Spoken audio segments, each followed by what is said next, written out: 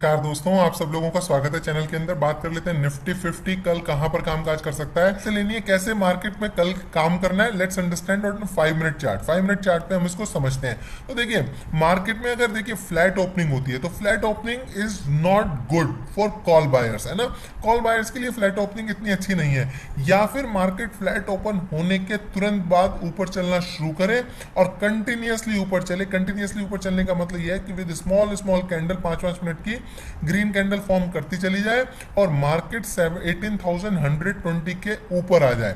18,120 के, अगर 18,120 के ऊपर मार्केट आ जाती है तो मार्केट 18,300 तक के भी टारगेट एक ही दिन में दे सकती है। मतलब 200 पॉइंट के टारगेट भी फ्लैट खुलने के बाद मार्केट एक ही दिन के अंदर दे सकती है, क्योंकि मार्केट कंटिन्यूसली 60-70 पॉइंट की रेंज में रही है।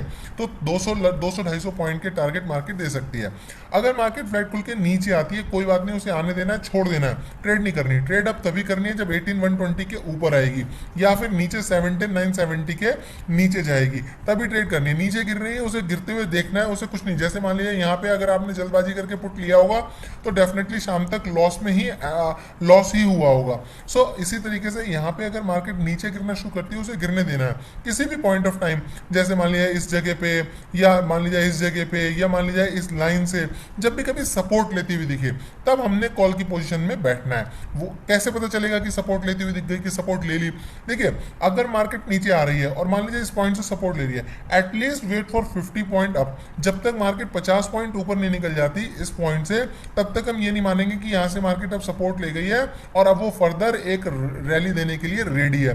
तो जिस भी पॉइंट से जो भी एक स्विंग 50 पॉइंट का एक स्विंग बन जाए, तो 50 पॉइंट के स्विंग के बाद ट्रेड लेनी है और उस स्विंग को आपने क्या कर देना है, ऐसे लगा देना है। मतलब मार्केट नीचे आई, 50 पॉइंट ऊपर मुड़ गई, 50 पॉइंट जब ऊपर मुड़ गई तब आपने इस पॉइंट का एसएल डाल करके एक कॉल की पोजीशन में बैठ जाना है। हो सकता है थोड़ी देर बाद वो ऐसे आए और इस तरीके से डब्ल्यू पैटर्न बना के वो निकल जाए मार्केट, तो हमने फिर ये 50 पॉइंट का एसएल बना करके ट्रेडिंग में बैठ जाना है।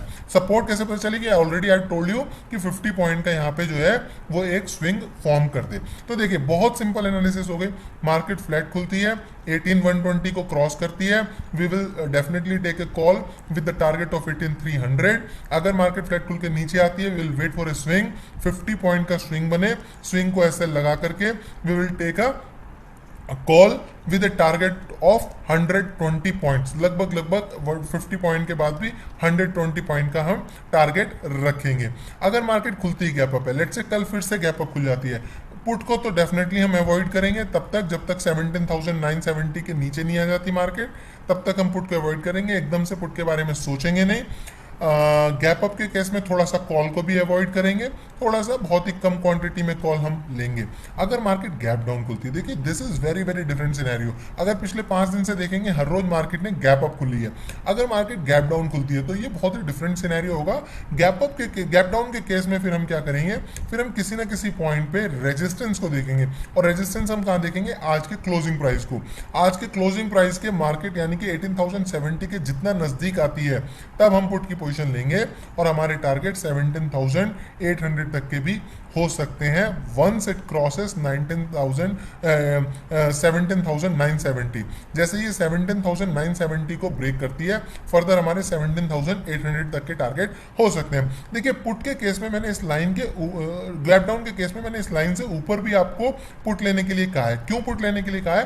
क्योंकि दिस सिनेरियो इज डिफरेंट। अभी तक हर रोज क्या हो रहा है? गैप अप मार्केट खुल रही है, गैप अप मार्केट खुल रही है, गैप अप मार्केट खुल रही है। तो मान लीजिए किसी ने गलती से यहाँ पे जिसने कॉल को कैरी कर रखा है, उसके लिए बड़ा सिंपल है, पूरे दिन मार्केट वहीं रही, अगले दिन फिर गैप अप खुल गई, उसका फिर प्रीमियम बढ़ गया, फिर पूरे दिन मार्केट यहीं रही, अगले दिन फिर गैप अप खुल गई, फिर पूरे दिन मार्केट यहीं रही, अगले दिन फिर गैप अप खुल गई। तो वो कभी भी पैनिक में नहीं आया। जिसने कॉल को कैरी करके रखा हुआ है वो बिल्कुल भी पैनिक मोड में कभी आया ही नहीं। वो पैनिक मोड में कब आएगा? अगर मार्केट गैप डाउन खुलेगी, तो उसको जो प्रीवियस डे प्रॉफिट दिख रहा होगा उससे कम प्रॉफिट दिखना शुरू होगा और तब वो अपनी पोजीशन को एग्जिट करना शुरू करेगा। जैसे जैसे वो पोजीशन को अपनी एग्जिट करता चला जाएगा, मार्केट फिर से नीचे आना शुरू कर देगी। सो इसलिए गैप डाउन के केस में हम अप पर एक पुट की अपॉर्चुनिटी ढूंढ रहे हैं, अदरवाइज हम पुट की अपॉर्चुनिटी 17,970 से पहले नहीं देख रहे। थैंक यू दोस्तों। अगर वीडियो अच्छा लगा please hit the like button and subscribe the channel. Thank you very